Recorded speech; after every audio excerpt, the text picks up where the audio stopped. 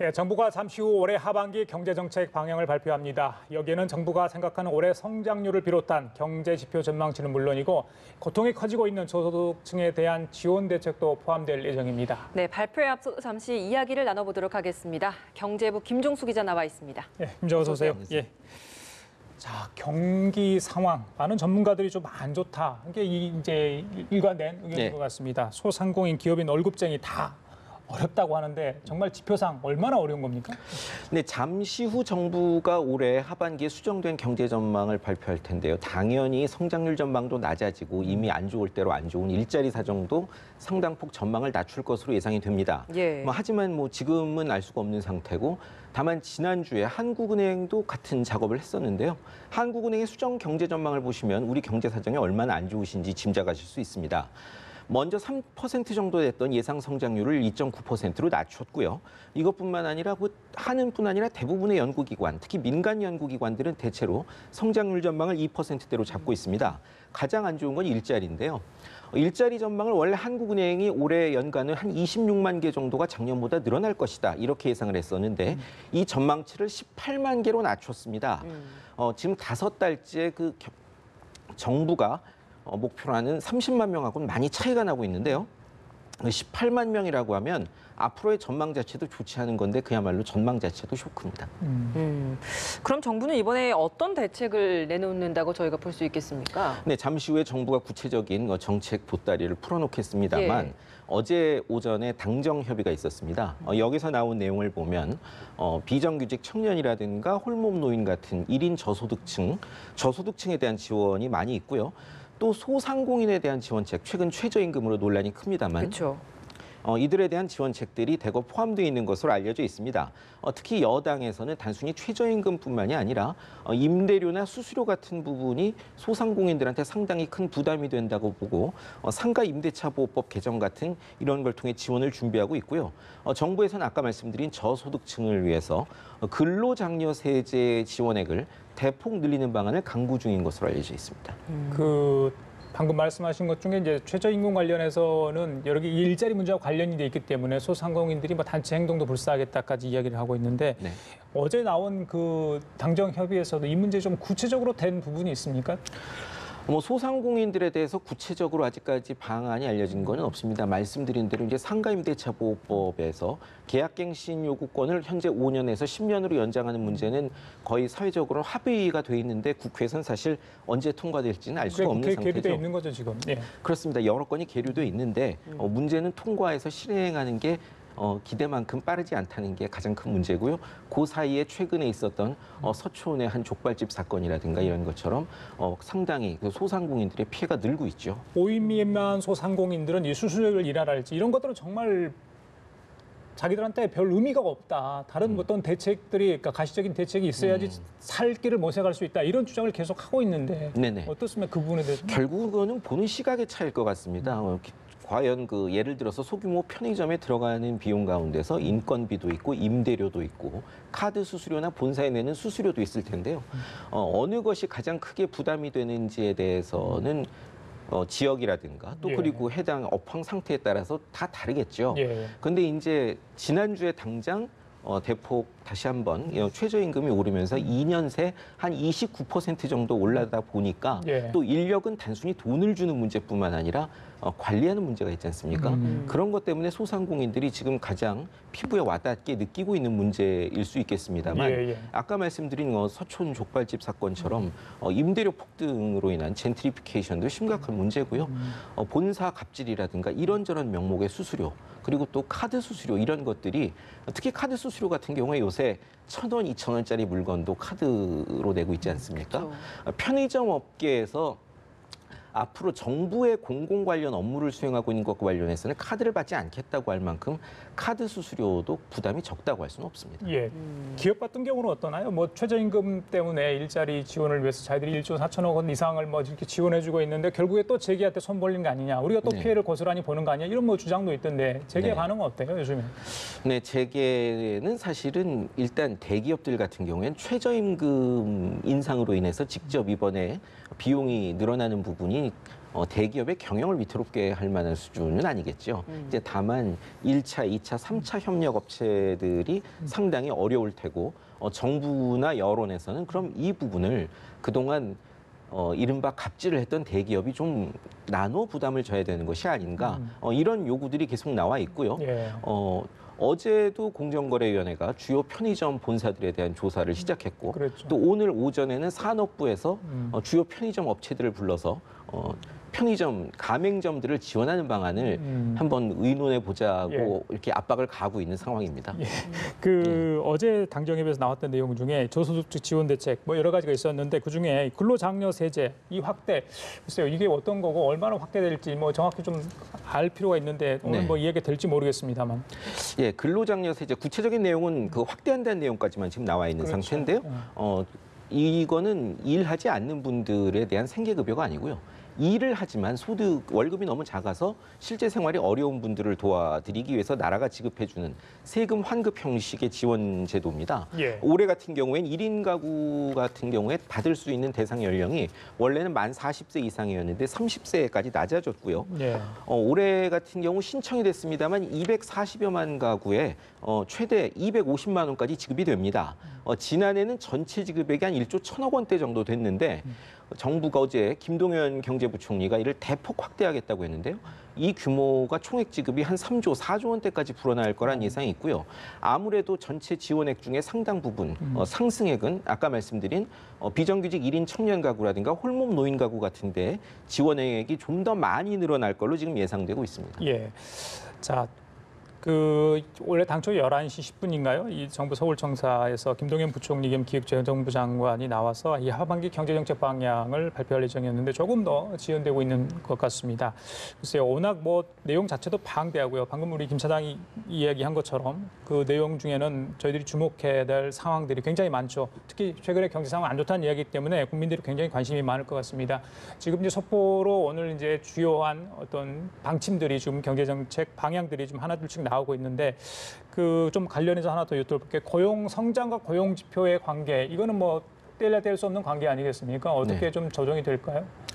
네, 뭐 사실 한국의 지금 고용 문제는 경제 구조 문제와 불황 문제가 겹쳐서 발생하고 있다고 볼 수 있는데요. 아까 말씀드린 대로 정부는 연간 혹은 월 단위로 평균 정도 일자리가 30만 개 정도는 계속 늘어줘야 호황까지는 아니더라도 최소한 경제가 흔들리지 않고 가고 있다. 이 정도의 판단 지표로 삼습니다. 하지만은 최근 들어서 이제 인구 구조 문제가 불거졌는데요. 청년 인구 자체가 줄다 보니까 새로 노동시장에 들어오는 인구 자체가 줄어듭니다. 반면에 50대에서 60대 이상 중장년층들은 형식적으로는 그간의 직장이나 사업에서 은퇴를 했지만 생계를 유지할 수 없기 때문에 다시 노동시장으로 들어오는 이런 문제가 발생하고 있거든요. 그러다 보니까 전반적으로 경제 시장에 실제로 진입하고 있는 노동 인구가 계속해서 줄어드는 문제가 있습니다. 하지만 예. 그게 인구 구조만의 문제는 아니고요. 지금 2%대 저성장이 고착화되고 있다든가 예. 수출을 중심으로 하는 대기업들은 호황을 누리고 있는 곳들도 분명히 있습니다만 반도체나 석유화학 같은 분야요. 반면에 우리 주변에 아까 말씀드린 편의점, 식당 이런 곳들은 정말 어렵지 않습니까? 예. 우리가 지나가다 보면서도 느낄 수 있을 정도인데 이런 부분들에서는 실제로 내수 부족으로 상당한 경영의 어려움을 겪고 그러다 보니 아예 아르바이트생이나 이런 사람들을 고용하지 않거나 고용을 했더라도 최저임금 이하의 불법적인 임금을 줄 수밖에 없는 이런 악순환이 반복되고 있으면 것이죠. 예. 그러다 보니까 지난 2월부터 6월까지 5달 내리 우리 경제의 고용 성장이 한 일자리 증가가 10만 명대에 그쳤고요. 5월에는 7만 명까지 떨어지는 바람에 경제부총리가 공개석상에서 그야말로 충격적이다 이런 말을 했을 정도였습니다. 그래요. 예.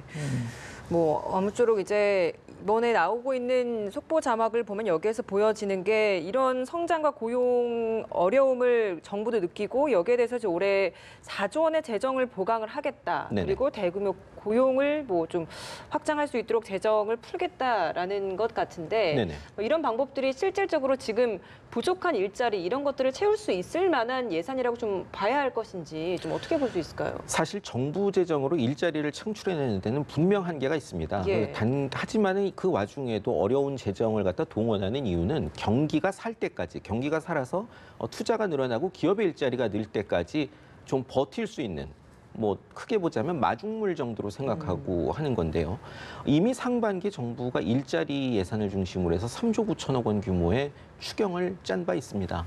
하지만 그게 아직까지 100% 집행된 것도 아니고 그렇다고 해가지고 일자리가 획기적으로 지난 두세 달 사이에 나아졌다는 소식은 아마 앵커들도 못 들으셨을 겁니다. 이 정부가 4조 원 같은 정도를 하반기에 추가로 동원하겠다고 하는데요. 이건 국회 승인이 필요한 추경 예산은 아니고 예. 공기업의 투자금이라든가 아니면은 각종 기금의 여유분을 활용해서 상반기 있었던 추경을 약간 능가하는 4조 원 규모의 예산을 한번 투자해서 일자리를 만들어 보겠다 하는 것인데 그야말로 최악인 상황을 벗어나기 위한 비상 대책이지 이걸로 일자리가 단기간에 정상화된다고 보기는 어렵겠죠. 예, 예전부터 의뢰 눈물을 닦아주는 그런 경제 정책이 나왔으면 좋겠다. 뭐 예전부터 있던 이야기죠. 그런데 네. 지금 제이노믹스가 목표치를 계속해서 하향 조정하는 그런 상황이 다가왔습니다. 네. 지금 이제 하반기 경제 정책 방향 지금 속보 자막으로 여러분들 보고 계시지만 일단 정부 올해 경제 성장률 전망 2.9%로 하향 조정하기로 했다고 합니다. 이거 네네. 지난번에 한국은행하고 수치가 같은 거죠. 네, 그렇습니다. 0.2% 포인트가 낮춰진 건데 네네. 이거는 내수 또 지금의 최근의 무역 상황 이런 것들이 다 반영된 것으로 보면 되겠습니다. 그렇습니다. 지금까지는 그나마 수출이 상반기까지는 그렇게 나쁘지는 않았습니다만 그 매일매일 뉴스에서 나오고 있는 것처럼 미국, 중국 간의 무역 전쟁이라는 것이 한국 수출에 영향을 미칠 수밖에 없죠. 왜냐하면 중국의 대미 수출품의 상당 부분이 한국으로부터 부품이라든가 소재 같은 중간재를 사들여서 가공을 해서 파는 것이기 때문에 한국에 간접적으로 충격이 올 수밖에 없고요. 뭐 이미 철강이라든가 자동차 이런 분야들은 미국의 직접 규제 때문에 어려움을 겪고 있습니다. 이런 부분들이 성장률에 영향을 미칠 수밖에 없는데 제가 보기엔 이게 간단치 않은 문제인 게요. 전통적으로 정부의 경제 목표는 한국은행보다 수치상 아주 미미하더라도 약간 높았습니다. 왜냐하면 정부가 실제 경제가 이렇더라도 추경이라든가 적극적인 산업 정책이라든가 이런 거를 통해서 추가로 올릴 수 있는 부분이 있다고 생각하고 약간 더 높게 설정한 건데요. 지금 일자리 전망도 18만 개 같고요. 성장률 전망도 2.9%, 또 민간 연구기관 대부분이 2.8%니까 별 차이가 없습니다. 이 이야기는 정부도 상황이 녹록지 않다는 거를 인정했다는 이야기가 됩니다. 예, 저희들이 좀 눈여겨봐야 될 거 한두 개만 더 물어보겠습니다. 내년 소득 하위 20% 노인 기초연금 30만 원. 이 네. 부분은 어떻게 봐야 됩니까? 그 노인들에 대한 뭐 여러 가지 뭐 방안들을 만들어내고 있는데 네네. 이게 이제 오늘 이야기된 거거든요. 그렇습니다. 예. 근데 이 부분이 심각한 문제인 게 우리나라에서 이미 1인 가구가 대세가 돼버렸는데 예. 그 1인 가구의 상당 부분이 홀몸 노인들 혹은 부부만 사는 경우들이겠죠. 근로소득을 70세가 넘어서도 은퇴하지 못하고 각종 일자리를 일을 하고 계신 노인분들이 많이 계시지만 그 낮은 소득 가지고 충분히 생활하기는 어려우실 겁니다. 그것 때문에 이제 기초연금이라는 게 도입이 됐습니다만 원래 9월부터가 기존의 21만 원에서 25만 원으로 오르게 돼 있습니다. 근데 이 정도만 가지고도 충분히 노인들의 생활을 보장해 드릴 수가 없기 때문인데요. 예. 원래 정부 로드맵에 따르면은 30만 원으로 인상된 건 2021년입니다. 그런데 이제 소득 그 중에서도 하위 분들에 대해서는 워낙 지금 일자리도 구하기 어려운 상황이다 보니까 이 부분을 벌충하기 위해서 조금 더 당겨서 조기에 지급해가지고 소득을 보전하겠다 이런 게 정부의 정책입니다. 노인 일자리 3,000개 확대하겠다라는 방안도 뭐 이런 노인들에 대한 뭐 복지 대책으로 좀 일환으로 볼 수 있겠습니까? 네, 그거는 좀 하나의 미시적 대책이죠. 그 3,000개 노인 일자리를 우선해서 확충하겠다는 대상은 전국 지역은 아니고요. 군산이라든가 목포라든가 최근에 자동차 조선 업종들 대기업이 고용 산업 위기를 겪고 있는 지역이죠. 그렇죠. 그런 폐업을 하면서 고용이라든가 그 지역 서비스 경기가 최악인 지역들입니다. 당연히 주변부에서 일을 하고 있는 노인들이 아르바이트라든가 저소득 일자리라도 구하기가 더 어려워졌을 텐데요. 이런 분들에게 우선 3,000개 정도 일자리를 해당 지역에 늘려서 약간 소득을 벌충해드리지 않은 약간의 긴급 대책 성격의 것이죠. 아까 우리 기자 이야기한 것처럼 최저임금 관련해서 연세 상인들 힘들다고 하니까요. 카드 결제 수수료 부담 완화, 또 상가 계약갱신 신청구가 10년 확대 보장 추진. 네. 이게 된 것 같아요. 예. 네, 그렇습니다. 대책에 포함되어 있습니다만 일단 상가임대차보호법에서 계약갱신 청구권을 10년으로 연장하는 문제는 일단 국회가 법 개정을 그렇죠. 해야 하는 예. 문제이기 때문에 당장 실현되기는 쉽지 않아 보입니다. 그리고 이거를 소급을 할지 안 할지에 대해서 실제 상당 부분의 소상공인들이 도움을 받을 수 있느냐 받지 못하느냐 이런 문제가 또 갈릴 수가 있을 것이고요. 예. 카드 수수료 같은 문제도 정부가 카드사들을 압박을 하겠지만 하루아침에 나올 수 있는 얘기는 아니죠. 카드사들로서도 아시다시피 지난 몇 년간 계속해서 수수료를 낮추는 바람에 경기도 그렇게 좋지 않은 상태에서 영업이익이 줄어든 건 틀림없는 사실입니다. 그러니까 서로 간에 이게 감당할 수 있는 지점을 찾아야 될 텐데요. 그것이 바로 나오긴 어렵겠죠. 기재부도 고민이 많을 것 같아요. 재정 네. 운영의 형편 여력이 어느 정도 되는지 모르겠습니다만 일단 김동연 부총리도 최저임금 관련해서 이 두 자릿수 계속해서 올리는 것도 정말 힘든 상황이라고 이야기하지 않았습니까? 지금 그렇습니다. 경제 관료들 굉장히 고민이 많을 텐데 지금 분위기 어땠습니까? 기재부는.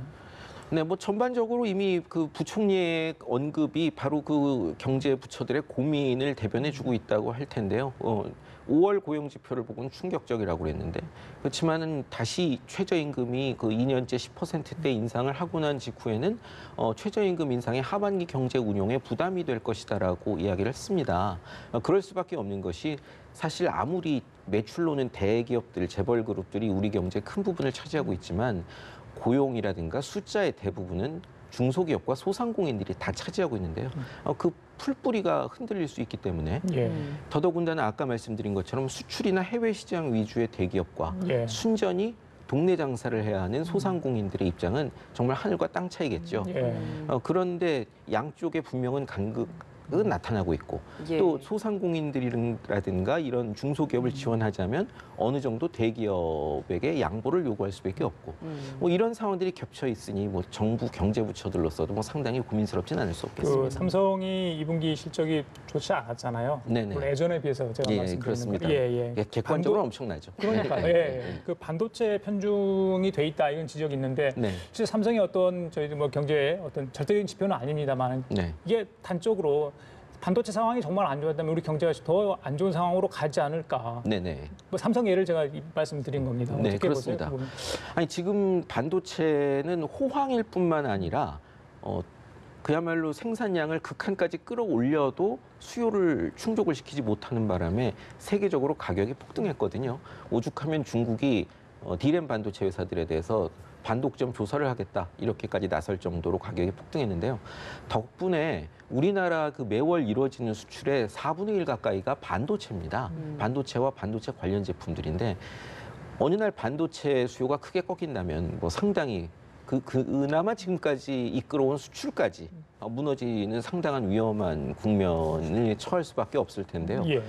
그렇다고 하더라도 뭐 지금으로서는 다행히 연말까지는 반도체 경기가 어느 정도는 가지 않겠느냐 이게 전반적인 대세인데 예. 반도체 경기도 그렇고 아까 말씀드린 정부 재정을 동원한 일자리도 그렇고 이것이 한계에 도달하기 전에 빨리 경제가 턴할 수 있는 그런 지점을 찾아야 되는데 지금 국내 경기도 어렵고 내수도 부족할 뿐만 아니라 해외 경제까지 점점 불확실성이 쌓이고 있다는 점이 예. 과연 그때까지 정부 재정이라든가 일부 대기업의 호황이 지속될 수 있을까라는 것에 대해서 약간 걱정을 낳게 하는 요인이죠. 기업들도 오늘 경제정책 방향에 대해서 관심을 좀 가졌을 것 같습니다만 오늘 나온 내용 보면 정부는 대기업 집단 일감 몰아주기 규율을 강화한다. 아까 네. 우리 김 기자가 이야기했던 네네. 공정의 그런 조치들이 아마 여기에 해당되지 않는가 싶어요. 네네. 다중대표 소송제 도입과 전자투표제 의무화 추진, 또 다른 뭐 불공정 행위 감시 강화. 글쎄요, 기업들은 투자를 해야 되는데 네. 여러 가지 이제 여건이 좀 여의치 않아서 힘든 네. 상황이다. 네. 계속해서 이제 거기도 볼멘 소리가 나올 수밖에 없잖아요. 그렇습니다. 예. 예. 기업들은 지금 이런 정책들에서 어떤 느낌을 가질까요? 뭐 해당 좀 전에 말씀하신 그런 정책들은 그야말로 문재인 정부의 그 상징적인 정책들 중에 하나가 아니겠습니까? 그걸 쉽게 포기할 수는 없을 텐데요. 더 중요한 거는 현재 대부분의 소상공인들이라든가 중소기업의 어려움이 바로 그런 부분들이 부족했기 때문에 일어나고 있다라는 것이 여당과 정부의 생각인 것 같습니다. 아까 말씀드린 대로 뭐 편의점들이 어렵다지만 편의점들이 과연 편의점 본사들에서 당하고 있는 부분은 없는 것인가, 모든 것이 그 어려움이 최저임금 인상 때문에 벌어지고 있는 것인가, 이런 문제가 있을 수 있을 것이고요. 예. 뭐 대기업들이 소유하고 있는 부동산도 마찬가지일 것이고 그런 문제들이 있으니 이런 것들을 개선함으로써 중소기업이나 소상공인 몫이 전체 경제에서 커질 수 있고 그것이 다시 내수로 지금 대단히 부족하고 힘든 내수를 되살리는 원동력이 되지 않겠는가라는 것이 이제 현 정부와 여당의 생각인데 그 자체가 뭐 틀렸다고 볼 수는 없을 겁니다. 예. 네. 김종수 기자와도 여기서 인사 나누겠습니다. 오늘 수고하셨습니다.